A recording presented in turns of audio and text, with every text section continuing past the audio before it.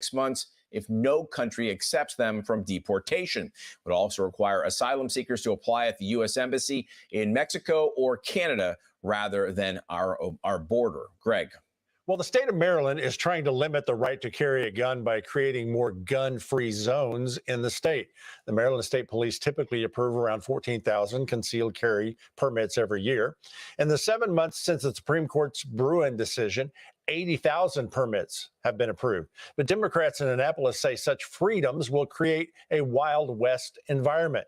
However, leading Second Amendment advocate Dr. John Lott told the state Senate Judiciary Committee studies of diaries and manifestos of mass killers show they recognize gun-free zones are good areas for attacks. Gun-free zones are a magnet for criminals and mass public shooters. The people who obey these laws are law-abiding citizens. Criminals explicitly pick those areas where for those attacks to take advantage of the fact that their victims will be disarmed. The Maryland bill would prohibit legal permit holders from carrying guns within 100 feet of a long list of public places and private property without permission. Gun right advocates say the restrictions amount to basically making a gun-free state and say that's unconstitutional. Tim? Greg, Texas Attorney General Ken Paxton continued the Lone Star State's battle against woke ideology, this time in the banking industry. Reuters reports his office has determined Citigroup Incorporated has, quote, discriminated against the firearms sector, end quote. Now the financial giant is barred from underwriting most municipal bond offerings in the state, including the upcoming largest bond transaction in the history of Texas, a deal reaching $3.4 billion. Governor Greg Abbott tweeted, "We won't be bullied or discriminated against by woke ESG policies." The $3.4 billion bond offering is designed to help natural gas utilities impacted by the devastating storm that pounded Texas in February of 2021. It aims to spread out exorbitant energy costs over decades to shield state residents from skyrocketing energy bills. In this case, Paxton and Company are also preventing an end run by Citigroup that would quietly impact the Second Amendment. If gun manufacturers are held in check by big banks with political agendas, every American's right to bear arms is diminished. No product, no right. Let's talk with political strategist and CEO of Right Life Media, Luke Ball. Okay, Luke, the Texas AG removing Citibank from doing business with Texas because of woke policies against the Second Amendment. Do you think this is a good policy for Texas and its citizens? You know, these woke Wall Street bankers may not understand this, but the fact is that coming out against guns in Texas is like coming out against Buc-ee's and barbecue in the Lone Star State. It's not going to work. And the bottom line is that money talks. And right now it's saying to woke corporations in Texas, we don't want your business here if you're going to discriminate against our Second Amendment. I think one of the greatest examples of conservatives standing up for conservative policies in history is when they all stood up in support of Chick-fil-A and said, we're not going to allow woke cancel culture to come in and affect us. And so their love language is money, and we are telling them we're not going to allow that in the Lone Star State. We're not going to allow it in Texas. We're going to stand up for our Second Amendment rights. Now, Luke, it seems like every day now we're shooting some high-altitude object out of our skies, and it's making a lot of Americans nervous. Now we learn that China now has more intercontinental ballistic missile launchers than the U.S. does. That doesn't bring much comfort either. Where are we, in your mind, in our peace through strength measure when it comes to China? Well, the problem is we're lacking in the strength department. When China looks at us, they have to laugh. When they look at our commander in chief, they see someone who is bumbling and stumbling all over the place.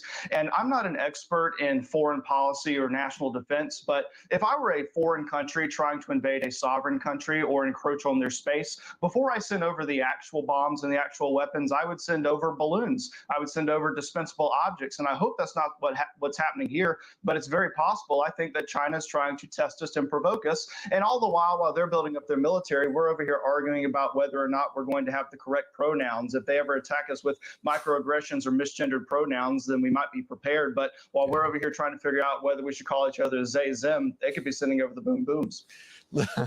Very good, by the way. Okay, speaking of bumbling and stumbling, there's one high-flying object that we shot down over the airspace of our neighbors to the north, and it was explained this way by Karine Jean-Pierre. Listen. We didn't do it on our own. We did it clearly in step with Canada. Luke, Canada is a new way to describe the land of Prime Minister Trudeau. That's interesting. You know, Tim, that's the country under Greenlandadia and right above Mexicanadia. And if we keep calling our countries this and enacting Biden's foreign policy, we're going to be in a lot of trouble, Adia. Luke, this is Greg. Now, Saturday, Congressman Ronnie Jackson tweeted, "We need to know the full results of Biden's physical exam." Now, many people didn't know FDR was in a wheelchair when he was president. Do you think it's important for Americans to know right now about Joe Biden? Well, Ronnie Jackson is in a very unique position to critique the mental state of Joe Biden because he was on the White House medical team for about a decade. He was under George W. Bush, Barack Obama, and Donald Trump, and we didn't have any issues when he was issuing tests to those presidents. And he was saying to Joe Biden, like, you need to take a cognitive test. This is important. Like, this isn't just a matter of that somebody's in a wheelchair. We're really concerned about the fact that you aren't actually able to execute your job properly because you don't have the cognitive skills to go out there and fulfill the responsibilities. Like, I don't have a problem with somebody who, like FDR, might be sitting in a wheelchair making decisions. But if you aren't able to articulate properly or form a sentence, I don't want you issuing arguments to deploy the nuclear codes. It's a good point. Now, Congresswoman Alexandria Ocasio-Cortez, well, she commented on the "He Gets Us" Christian ad that ran in the Super Bowl. She said Jesus would have not spent the millions for the commercial that makes fascism look benign. What's your reaction to that, Luke? You know, I thought about having a snarky response to AOC because that's generally the way that you should respond to AOC. But then I was convicted a little bit because she doesn't have an appropriate worldview of what's going on. She's coming at this from an angle of politics rather than an actual message of Christianity and the gospel. And then I was reminded that Jesus was also criticized by the Roman government for wanting to come into this world and overthrow the Roman government, to institute another form of government. And then also the religious leaders were afraid that he was going to overthrow their rule and their reign. When he was brought before Pilate, Jesus said that my kingdom is not of this earth.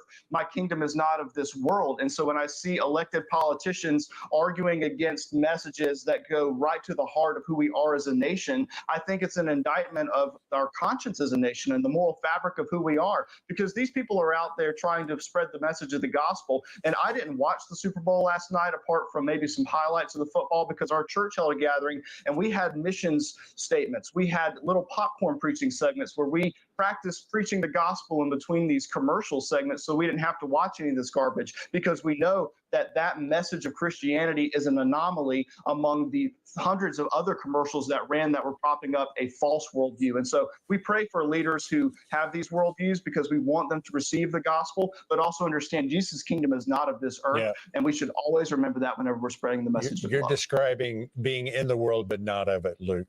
Luke Ball, thank you, sir, for being with us. Always a pleasure to have you on Victory News. Thanks for joining us today.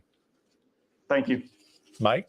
Greg, more on the future of your gas stove. Fox News reports in June of 2021, U.S. Energy Secretary Jennifer Granholm had an hour-long Zoom call with Jules Kortenhorst, the then CEO of the Rocky Mountain Institute, the group that funded the study claiming gas stoves pose a health threat. Now we're learning the Rocky Mountain Institute has ties to Communist China through one of its board members who used to chair a bank partially owned by the Chinese Communist Party. Interestingly, the RMI's only foreign office is in Beijing. So what was discussed during that hour-long Zoom call in 2021? The Department of Energy told Fox News Digital it was not about banning gas stoves, but rather to build support for Joe Biden's $1 billion infrastructure bill. Nevertheless, Granholm did send out a tweet promoting the findings of the Rocky Mountain Institute-funded gas stove study. The Energy Secretary may find she has gone out of the frying pan and into the fire. The only question being, is it gas or electric? North Carolina's Election Day Integrity Act, filed Thursday in the state Senate, could change the deadline for absentee ballots. Senate Bill 88 would require absentee ballots be received by county election boards by 7:30 p.m. on Election Day. Current law calls for a postmark on or before Election Day with receipt by election boards no later than 5:30 p.m. 3 days after an election. The bill would also require each county election board to report specific numbers of absentee ballots spoiled by voters voting in person at a one-stop voting site on its website, along with the number of outstanding absentee ballots for each day of one-stop early voting. The bill could be brought before the Senate as early as today. The NBA has faced plenty of criticism for its close ties to China, and now the NFL finds itself in the hot seat as the Kansas City Chiefs and the Philadelphia Eagles prepare to duke it out at State Farm Stadium in Glendale, Arizona. The teams and the 30 other franchises were also battling it out for attention on the social media app TikTok, whose owner, ByteDance, has alleged ties to the Chinese Communist Party. The Chiefs and the Eagles having 2.6 million and 2 million followers on TikTok, respectively. Some have referred to the Chinese-owned app as a Trojan horse that allows the CCP right into the living rooms of Americans. Worldwide, TikTok is said to have 1.53 billion users, over 85 million of them in the U.S. So while numerous state governments have banned the social media app and many in Congress are calling for one, the National Football League doesn't seem to have a care in the world. Tim. All right, Mike, the woke culture seems to contaminate everything it touches, and a Missouri Christian school is the latest example. Urban Christian Academy of Kansas City, a K-8 school, updated its mission statement to affirm LGBTQ alternative sexual lifestyles last winter. It stated this: "We are an affirming school. We stand with the LGBTQIA+ community and believe in their holiness. We celebrate the diversity of God's creation in all its varied and beautiful forms." This was apparently the last straw for financial supporters. The school lost 42% of its funding, and by the end of last year, support had dropped by 80%. All 8 local churches that supported the school withdrew their financial support, prompting the school to shut its doors this coming spring.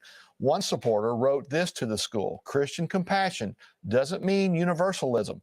Jesus loved all, but told them, go and sin no more. He died so we could be saved, healed, delivered, and set free." Greg? Right now, let's talk with the founder of Women Fighting for America, Christie Hutcherson. Christie, thank you for being with us. I know you're traveling today, so thank you for taking the time out to be with us at Victory. Thank you so much for having me. You just heard how a Christian K-8 school lost over 80% of its funding because they decided to affirm alternative sexual lifestyles, make it part of the school's mission. Does that surprise you? It doesn't surprise me, but I'm happy that they finally did do this, because the church really has been absent and quiet on numerous issues, not just this issue, for the last decade or so. And so I'm very, very thankful and glad that they're starting to step up. You see pastors all over the country finally starting to speak truth from the pulpit. You can't serve man and God at the same time. So I'm glad that they're starting to serve God. Now, you tweeted a question this morning after the Super Bowl, and I'm going to quote it: "Have the heads of the NFL sold its soul?" Tell us why you asked this question. Well, if you look at the NFL over the course, the leadership, so I'm going to kind of really hone in on the leadership, because they have complete control over the entertainment. They know exactly who's going to be singing. They have approval prior to. They know what the stage is going to look like, what the act's going to happen, all of those things. And so when they continue to allow the type of behaviors and singers that they've put on this stage, on this huge platform, time and time again, for example, the Rihanna last night, Rihanna herself has said that she prays to Satan. She was quoted numerous times. She was in Barbados when they were naming a street after her. And she even told the children that, hey, if you've prayed to Jesus, he doesn't answer your prayers, but guess who does? Basically, Satan.